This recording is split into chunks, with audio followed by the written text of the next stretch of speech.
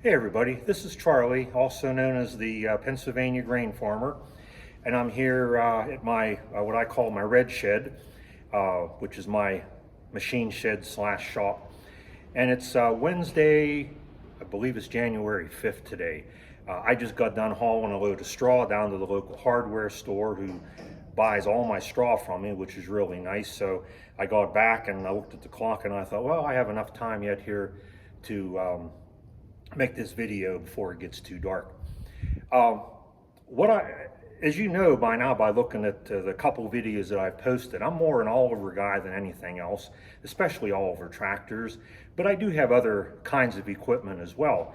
And one of my good friends, a soybean farmer, had asked me if I'd do a video on my 4400 because he knew that I had it, and I thought that'd be a nice thing to do. And then I'll get back and do some of the Olivers and that I still have left, and some of the other pieces of equipment as well. So soybean farmer, this one's for you, buddy. Okay, what you're seeing behind me here is my 4400 combine, which I bought in the summer of 2016.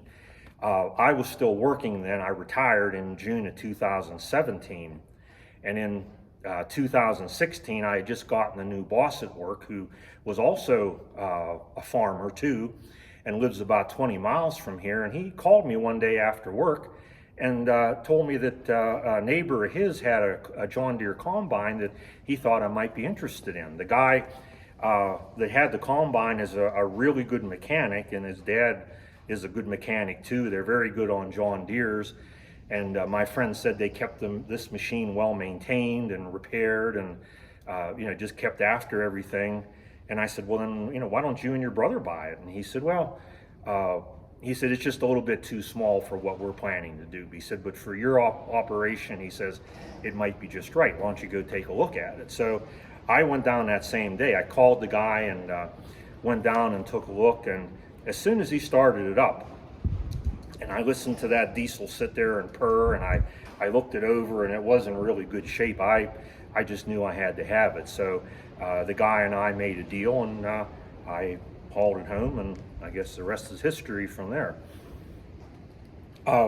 This combine was originally sold in the state of Indiana. There's a very, very faded sticker on the other side of this machine.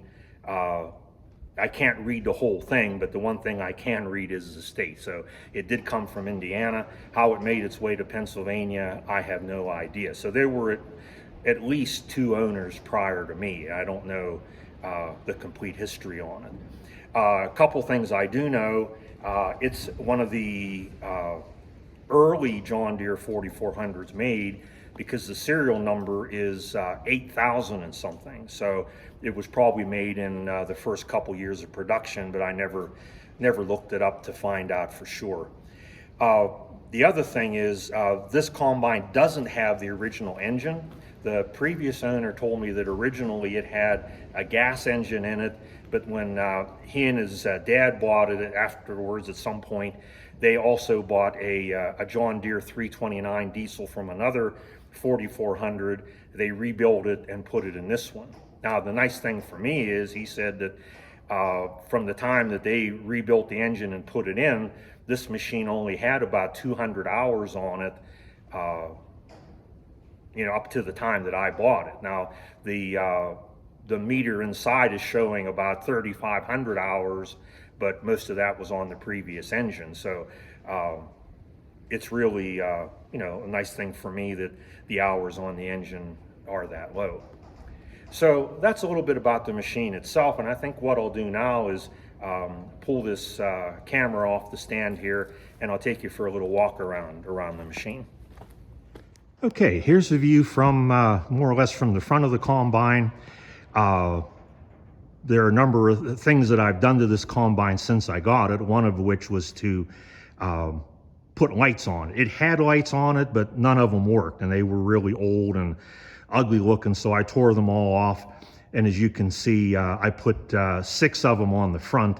There are 3, 2 here and 1 over here that I have shining down into the head. and then I have 3 up on top of the cab, as well as a light bar up there which shine out in front of the machine. And I did this last winter, and I tried it out this past year when I was doing corn, and the lights work really well. I also put 2 lights on the back of the cab, one that shines down into the bin, and the other one that shines out, where the unloading auger goes. And speaking of bin, just so I don't forget, this one does have a bin extension on it. What I think is funny, and I don't know if you can see it, but right there in the corner, there's a yellow and black little sticker that says Whopper Hopper. I think this combine's original capacity was about 80 bushel. And I know now with this so-called Whopper hopper on it, whenever it's fully loaded, it holds about 100 bushel. Okay, now I currently have the corn head on it, and the corn head is a 4-row. It's a John Deere 444, and any of you that know, your John Deere corn heads would realize that this is a wide row. And yes, I'm one of the few people around my area. There's still a couple of us that still plant 38-inch rows. I mean, they work for me. Everything I have is set up for that, so I'm not planning to move away from that anytime soon. When I bought the machine, this head was on it. This is a John Deere Quick Tatch rigid grain head, and that was on the machine. So whenever I made the deal, it was for this head and the combine itself. The corn head was one that the original owner of the combine had, but he wasn't selling it with the combine because he wanted to keep it. He was replacing this combine with a 6620 side hill, and he was going to use this corn head with it. So the fact that he wanted to keep it told me that it was probably working well. So we talked, and eventually I talked him out of this head and was able to buy it from him too. The only thing is, I paid a little bit more actually for this corn head than I did for the combine and the rigid grain head, because these corn heads are a little more expensive, and they're the ones of this age are getting a little hard to find. So I have the 4-row corn head. I have the rigid grain head, which is 13 foot. And then from another source, I was able to find a flex head, which I use for soybeans. Now, these 2 heads, they're both 13 foot. They are not the 213 model. These are the previous model, which they just referred to as the quick tatch heads.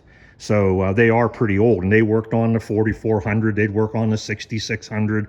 I don't know if they would go back and work on the like the series before, like the 95s and the 105s, but they definitely are very easy to hook up, and they work really well for my machine. As you can see, the tires are good. In fact, I just put these tires on 2 years ago, because the tires that were on it were pretty well worn off, and I do have some muddy places in my field, so that was something that I thought was important to do. I almost wish that I had done what Bandit recommends, and get like a rice tire type thing, but these ones have worked pretty well for me. Okay, and here you can see some of the pulleys and belts and things underneath. Some of these are the ones that Bandit Farmer worked on last winter, and I bookmarked his videos because whenever I go to change some of these belts, which I've already bought and have on the shelf, I'll have his videos to look at, to refer to. But these are the drive belts here. This is the knob that controls the fan speed and all that. Okay, there's a toolbox, and you notice that I have a leaf blower on there because with the way this combine is set up, there's no external rotary screen outside the combine, where the radiator is. All this combine has is just a fan there that blows out. So any chaff that goes into the engine compartment gets sucked up against the inside of that radiator, and it sometimes can cause some overheating. And the guy that owned it before me told me about that. So I take this leaf blower with me, and when, you know, things are working right, I can get you know, a couple loads combined, and then I take the leaf blower in and you know, blow off that radiator and the engine compartment. Okay, I also put new tires on the back. They are 11L15s. Because the other ones that were on there were pretty well shot. Something else that I did was that I replaced 1, 2, and over there the third tie rod ends for the steering back here, because they were really loose. I didn't even, you know, once I found that, you know, I didn't feel that it was safe to drive it that way. So I didn't even try getting them from John Deere. They might have been available, but I thought it might be more economical. I went to one of the local auto parts stores. It's not a big chain. It's kind of a mom and pop auto store, but they're really good at getting things for you. They really have good service. So I took the tie rod ends in. The guy measured them and measured, you know, the taper and the threads and everything about them. And what he found out was, you know, and it was a kind of a surprise to me, this combine has the same tie rod ends as one of the old checker cabs. I don't know what year, but, you know, I thought that was kind of interesting. But he got them in, I put them on, and they've been working fine. This combine used to have wheel weights on the back, but the previous owner wanted to keep them. In fact, he took them off even before I got there, so they didn't go with the deal. I kind of wish they were still there, because there's not really a problem with either of the regular grain heads, but with the corn head, that 4-row corn head's pretty heavy, and if I'm going down a really steep hill when the combine's empty and I stop too fast, you know, the front end of the combine kind of goes down and the back end raises up. So I've learned to be really careful about that. But the one thing that the previous owner did do was he did mount a big wheel weight underneath here. It was a rear wheel weight from a John Deere, so that really helps.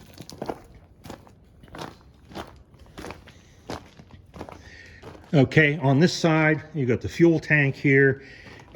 This is the clean grain elevator, and I'm showing you that because that was one of the, I haven't had to make too many repairs on this since I've had it.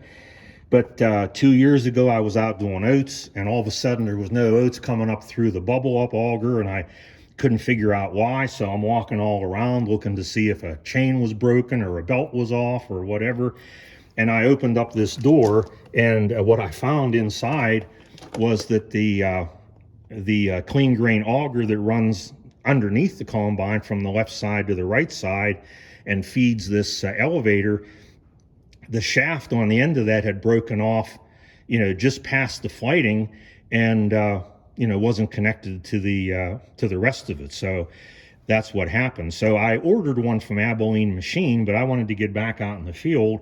So my brother-in-law and I didn't want to have to take everything apart, which you'd probably have to do, because I don't know of any other way to get this shaft out of here, but to take all of this, you know, this elevator and everything off and pull it out this side. You can't pull it out the other.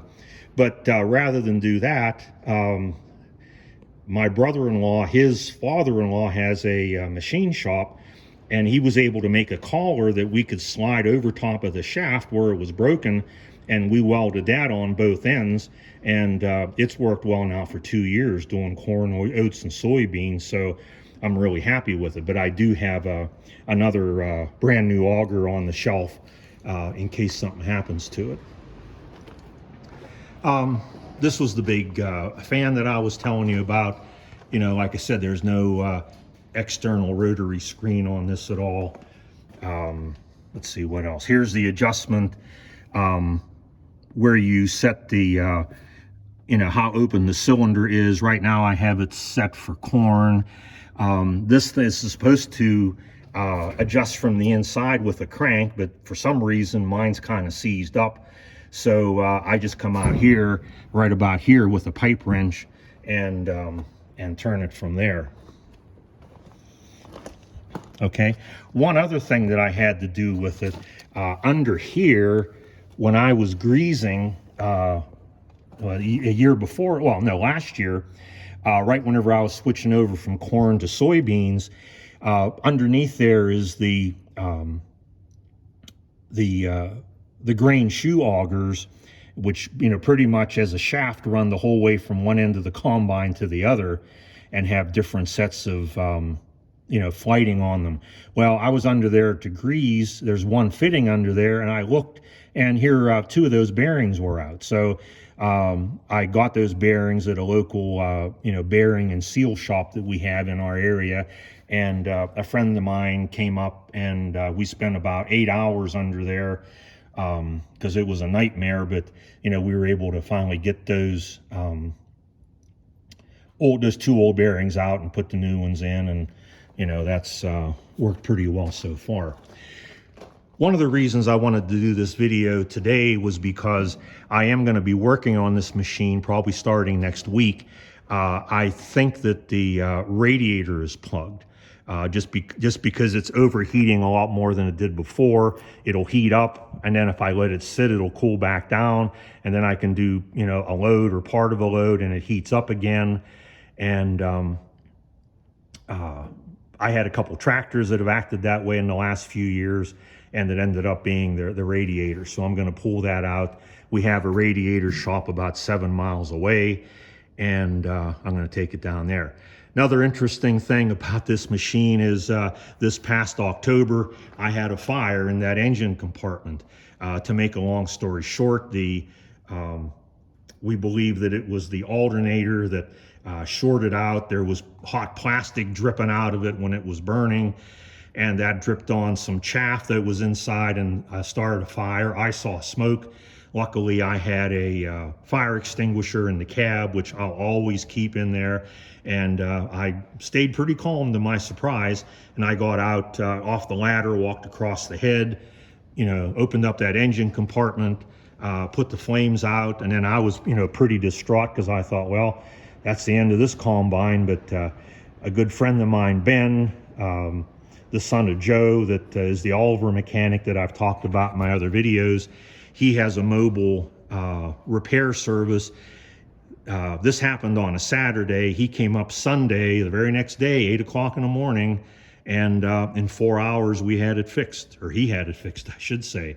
New alternator. I needed some new hoses. He replaced and redid a good bit of the wiring harness, and a number of things like that. But 4 or 5 hours later, I was taking off corn again, and I was very, very grateful and blessed and lucky. And it's really good to have friends like that can and will help you out. So that's pretty much it. This video is getting kind of long. I really like this combine, and harvesting corn is one of my favorite things to do. And this is one of my other than my tractors, my Olivers, this is one of my favorite machines to run. So I think I'm going to end this one here. I thank you for tuning in, for watching. I hope that you'll hit the like button. I hope that you'll subscribe. If the channel isn't for you, I'm sorry, that's okay. There are plenty of other choices out there. So for now, this is a PA grain farmer saying, see you next time.